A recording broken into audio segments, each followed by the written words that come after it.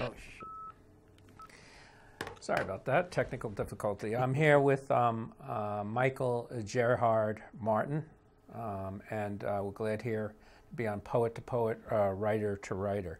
Let me read a brief introduction to Mr. Martin. Mr. Martin Michael holds an MFA in fiction from the University of Pittsburgh. He teaches writing at Babson College and Johns Hopkins University Center for Talented Youth. His book, Easiest If I Had a Gun, is his first book, described by critics as Pennsylvania Gothic. Of his influence, Martin says the cultural cachet of writers like Flannery O'Connor and Tennessee Williams doesn't somehow end at the Mason-Dixon line. Pundit James Carville quipped, Pennsylvania's Philadelphia and Pittsburgh with Alabama in between, leading Martin to characterize himself as a Pennsylbama or Pennsyltucky writer. Okay. I was going to ask you, first off, I was noticing that you wrote that about your first book, Easiest If I Had a Gun, where you read at Endicott College, right? Mm-hmm. And many places. You says, I often write dark, so I try to make my readers laugh. If you don't laugh, you had it probably too easy. Can you expand a bit on that? So yeah, if you don't laugh, you've had it too easy. I find that sometimes the stuff that I think is funniest in my own work will get people. You know, people just get stuck on the sadness. People just kind of go, oh, and don't realize that the foolishness of a lot of my characters, and kind of a profound foolishness, is funny. I mean, it is. I mean, I guess the people who laugh at some of the stuff that goes on in my stories, probably it's a guilty laughter, you know. Mm-hmm. But I've always cultivated kind of a dark sense of humor. One of my greatest mentors was a guy named Lewis Norden, Buddy Norden, and I feel like I write very much in his vein. He wrote incredibly touching, incredibly funny stories about being the son of an absent alcoholic father, a guy who was a house painter who even when he was there, he wasn't really there. And that's kind of the tradition that I'm working in. I think people are endlessly funny. Okay, yeah. I mean, we all are, even we know it or not. Right, right. And it's those moments where you don't know that you're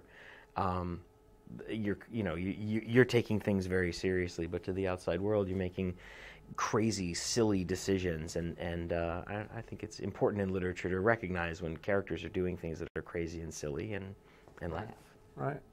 Now, I've noticed that you, since I do teach introduction, in a writing composition, and you're coming out with a new piece, a book, or a piece on evidence-based thinking and creativity writing in the information age, right? Yeah. Tell me a bit about that. What's your thesis there? Well, the piece is called La Source Juste.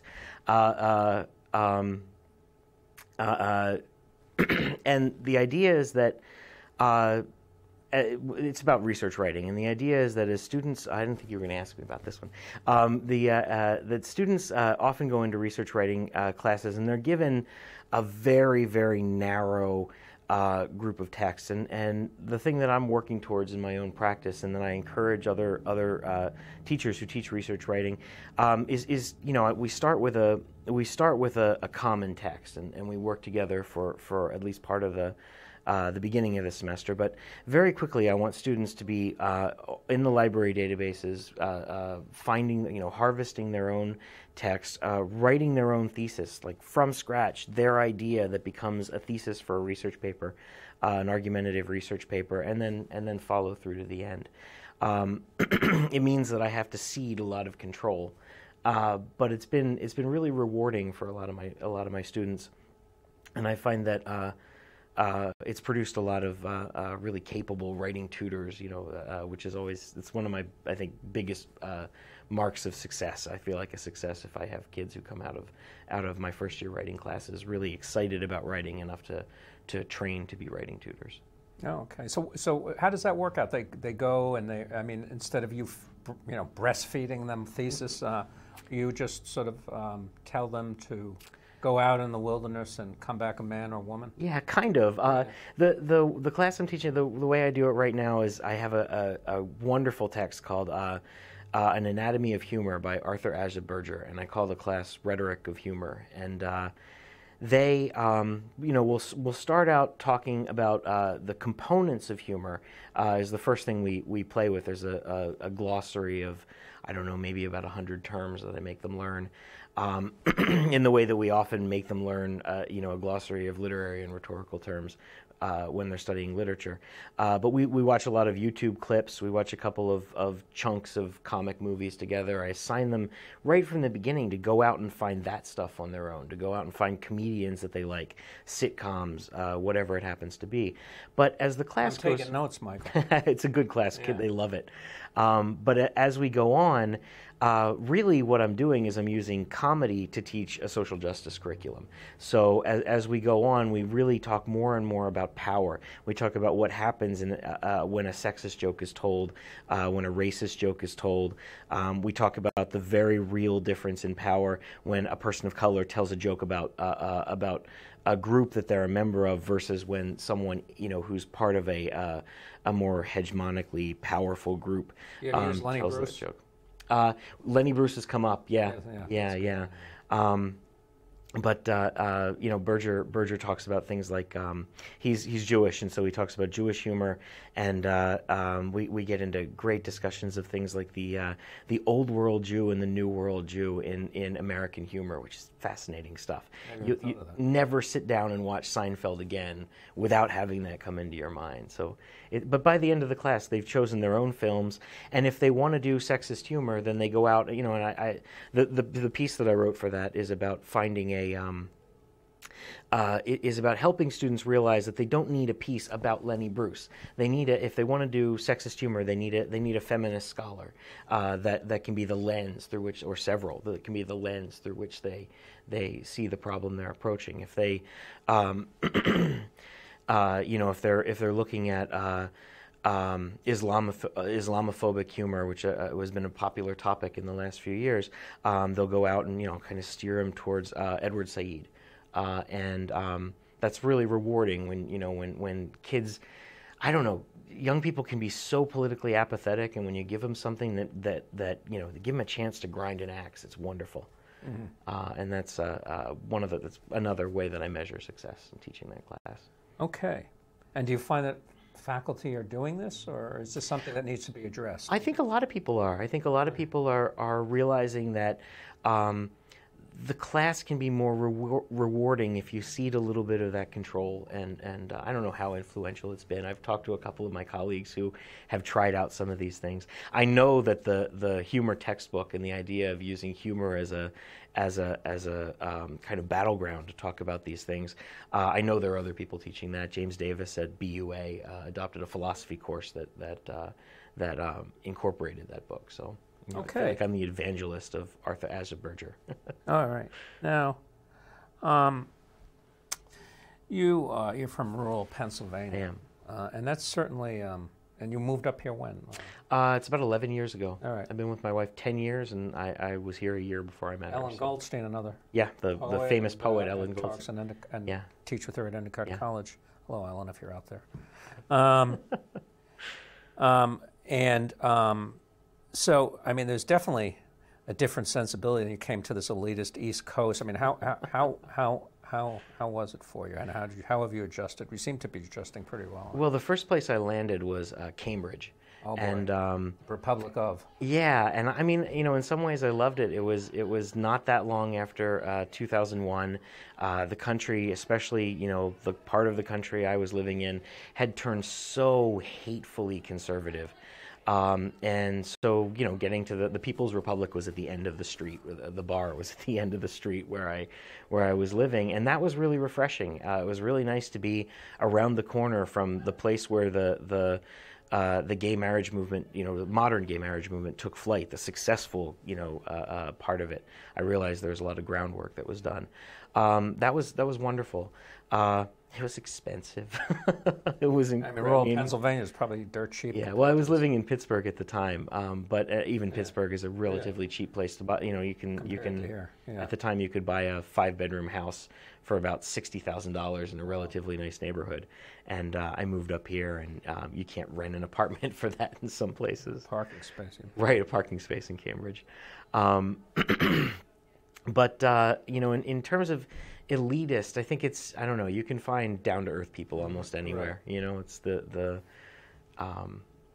I didn't feel too much culture shock. I felt joy in moving here. It was a hard year. It was a lonely year, but things just seemed to go right. I moved to a place where there was work, where there were, you know, jobs that paid more than most of the similar jobs in Pittsburgh, and it's an incredibly important thing. I know everybody loves to kind of play with the stereotype of the starving artist, the starving writer, but really, you know, I became much more productive. I got a lot more done in terms of my writing career when I hit a little bit of an easier stretch. Okay. You think life would have been different for you if you sticked in Pittsburgh? Oh, sure.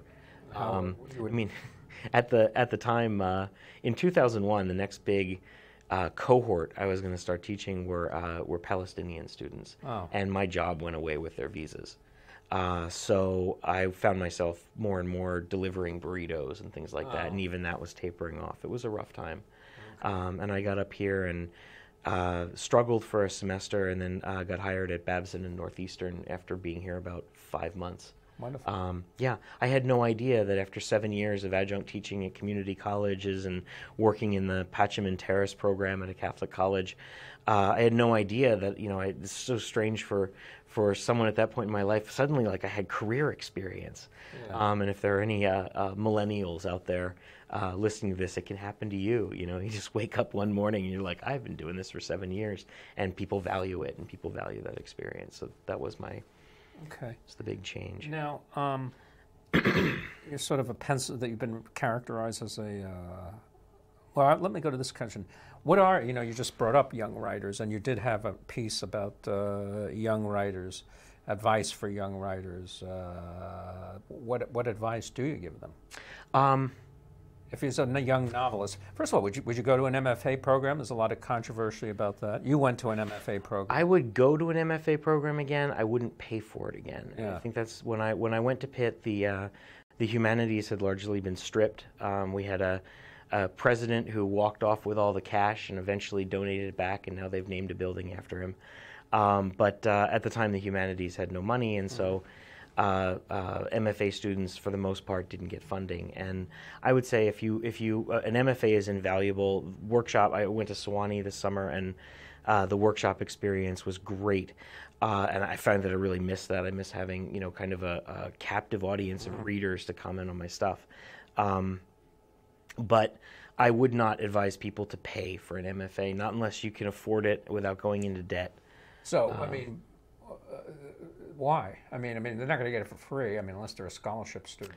Well, if you get funding, and if you get funding, you get teaching experience, and you get your tuition for free. You get some kind of health benefit usually from your university. It's not a lot of money, but it's, you know, it's something. If you don't get funding for your MFA, then you end up paying out of pocket for tuition, and usually that means going deep into debt for most people. You end up working a full-time job for usually lousy money, so that you can support yourself, and then, you know, going to class and trying to write on the side. And an MFA, I think, should really be a time when you can put a lot of that aside and concentrate on not just on writing, but on learning to teach. I was very lucky to get a teaching job, even an adjunct job, when I came out of my MFA, because I just never had the opportunity to be in front of a classroom. And I realize a lot of people get MFAs and they don't have any desire to teach whatsoever. A lot of people go into MFAs after doing another career and saving up for it, and that's great. I mean, absolutely. But if you're you know, graduating from college already in debt and thinking about an MFA, I would try to take some time, save some money, and try to get the kind of credits that get people, you know, funding when they're MFAs. Try to get some publication credits. Get on Facebook, there are a bunch of pages you can join that are calls for submissions. Get on something like that and start to look for things. But you couldn't get a teaching job if you didn't have an MFA, though. That's it's true. I would not have gotten that job if I hadn't got the MFA. But that job, unless you're some stellar person and they put you in there. Right.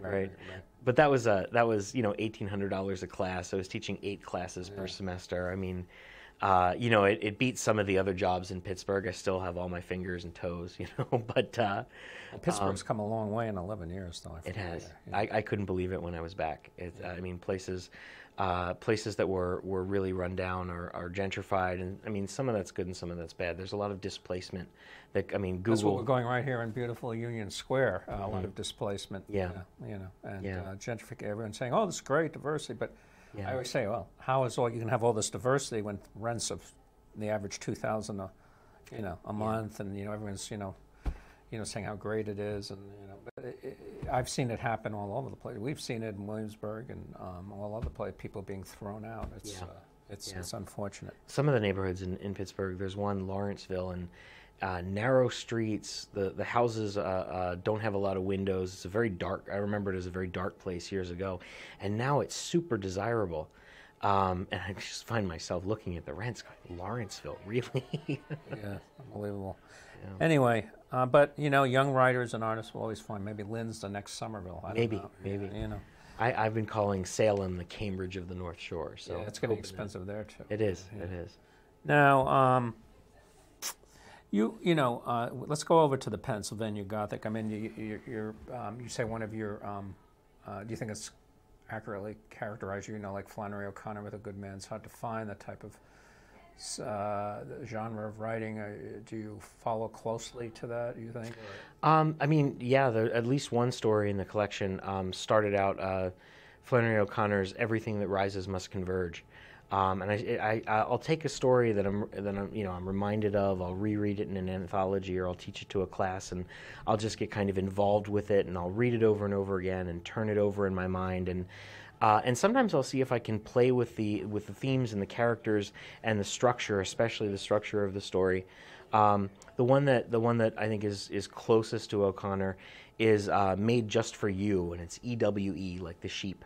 It's about a woman who has a failing business going to craft fairs, you know, kind of the hot glue gun and dried flower crowd.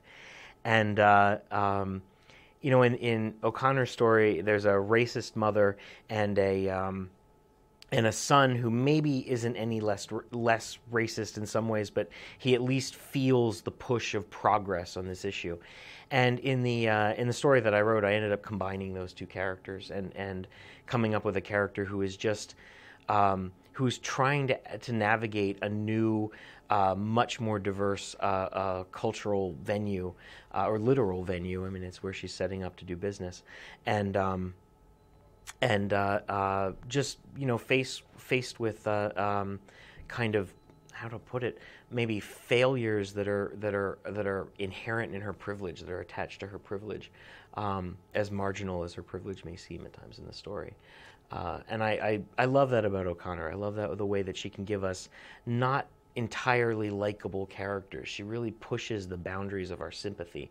And I find myself doing that more and more often. If a character's too likable, I just think they kind of seem flat to me. Yeah, I always say that, you know, you have to have conflict, and you know, if your mother is in the gingham dress making oatmeal cookies and hot chocolate and you're rosy cheeked, there's not much. I mean, you know, there's nothing going on there. You got to make that woman hate her husband and you know, be disappointed in her children, and yeah, you got to do a little. And also, I also tell him, Philip Roth once said that you have to be willing to insult your mother if if you're writing, you know, if you're writing something. I mean, truthfully and honestly. Do you agree with that? Yeah, I do. Have you insulted your mother? Well, the story I'm talking about, I've harvested my mother's anecdotes. In it, there's a woman who refers to a piece of candy by a racist name that used to be a common racist name for that piece of candy, and you know, my mom tells the story of this woman in front of her in line just shouting the N-word, you know, to anyone who would hear, and not insulting a person, just calling a piece of candy that. That's what it was called? Yeah, it was N babies, were these little anise bears, these little gumdrop things that don't look like anything really, but and that's, you know, so I've harvested a lot of my mom's stories about doing this kind of work, and I've certainly I don't know how she'd feel about it. It's kind of a Catholic thing where I think she's probably read my book, but we do not talk about it. But of course, the character's not my mom, but just, you know, I've borrowed traits and created this construct, and I think she probably would be a little insulted, but she's happy that I'm succeeding. So, now I've been in a little controversy. I brought up a question about the best American poetry. You heard with who's the editor again? I followed it a little bit. I know what you're talking about. But anyway, a gentleman with a Chinese phony name published a poem, okay, and it was rejected in a lot of other places, but was published in Best American Poetry, okay, but he's had success elsewhere. Mm-hmm. What do you think about that? Do you think there is any? I don't want to get you in the middle of a huge controversy. Do you think there, you know, is there? What do you think about that happening? I would definitely write about characters who are not straight or male or straight or male or white, but that appropriating a name like that, it seemed to me a very cynical move. I mean, I haven't read everything there is about it, but it seemed to me a very cynical move. If we are paying more attention to writers of color, it's because we traditionally haven't. Is because we've discouraged African American kids and Asian kids. If you read Amy Tan on the subject of being told over and over again that really you shouldn't be a writer, math and science is for you, and just how that is a part of, you know, it's institutional racism in education. That's a big part of that, and so. For a white writer to be like, see, this is what's going on. Of course it's going on. We're better people than we used to be, and it makes my skin crawl to think about being, you know, drawing this kind of attention to yourself in the first place, and kind of it just struck me as cynical and self-righteous and terrible, and I would never do it. Is the way I see it. Well, thank you for that. Sure. So, did you bring stuff to read? I hope. I have my book with me. Oh, great! So, whatever you want to read for the next 8 minutes. Oh, okay. Yeah, that would be great. I didn't bring. Let me go across the room and get it. I'll do a little vaudeville tap my shoes there while he does that. By the way, tonight at the Somerville Arts Armory, come see Harris Gardner get his Ibbotson Street Press Award. Okay, and this is from your book, Easiest If I Had a Gun, right? It's the one with the lightsabers on it. Okay. Although they are laser swords, I guess, so that we don't run into any copyright issues with Disney.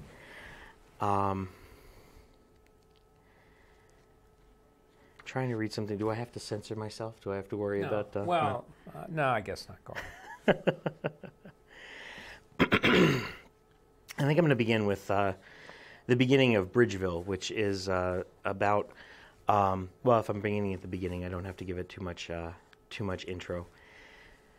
Bridgeville. It was the summer before Jack's dad lost his job and had to sell the camp up near Lake Sharon with its wood-fired cook stove and bunk beds, and they had been alone for most of the month of August there. He was going into his last year of high school, and she was going away to college at the end of the month. They made a point to make love in every room, like vandals, screwing on the cold iron stove, the smooth butcher block counters, the picnic table in the yard, on the old jet ski and the rowboat, and twice at least on every bed. They filled ashtray after ashtray with butts, smoked joints, and drank whiskey from his dad's stash in the hiding place bootleggers had made under the kitchen floor in the 1920s. Megan was 13th in her class of nearly 600, and she would lie next to him and talk about college and about things that she read. Jack liked Star Trek, so she told him about the stars, about Chinese astrology, about probability and myth. He swooned when she got that way and curled like a baby against her and slept so deeply he seemed not to breathe. Jack's mother had been 16 when Randall, her first, was born. When he mentioned it one night as they lay together, Megan said, "Don't worry, the pill is way better nowadays." The cabin had a little TV, and Jack brought a miniature satellite dish he had scavenged part by part from the high school.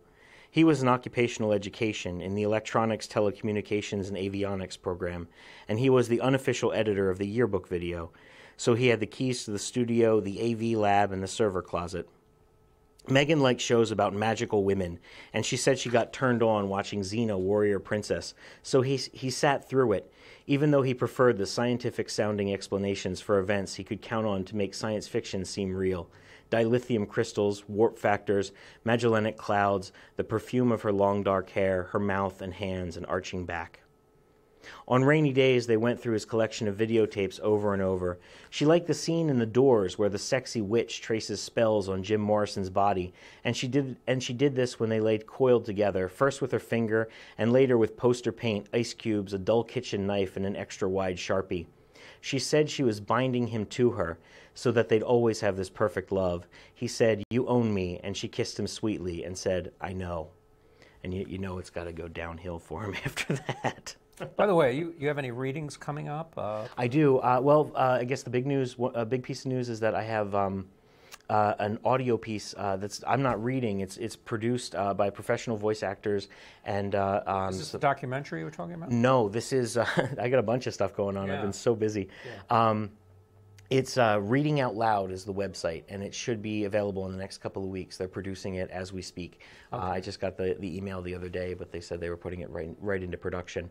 I think it's the weekend of October 9th. I'm at the Southern Festival of Books in Nashville, Tennessee. So, if anybody out there has sort of a Nashville-Boston connection. And I'm looking forward to that. I'll be on a panel with Kate McGowan and Corby. I've forgotten his last name. I'm blanking on it. I apologize, right. Corby. And I'm going to be at the October 23rd, I think. No, the end of October, I'll be at the 9th Annual Western Maryland Independent Literature Festival, and with a couple of other writers and my press. I think that's it. The press that published me. Yeah, and right. I don't know. You're not one yet. No, not yet. Yeah. Give me a few years, you know. Yeah.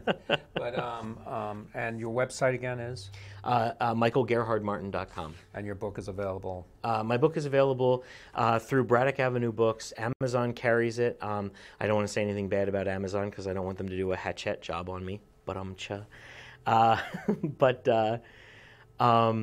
You can get it through Powell's. You can get it. Kindle? You can have it in Kindle? No, I don't have it in Kindle. My publisher is very much against ebooks. Oh, okay. Because they're easy to steal. Okay. I think is what it comes down to it, and sort of giving things away for 99 cents. I don't know. I'm not into it. It hits the remainder pile, and then it's 99 cents. Right.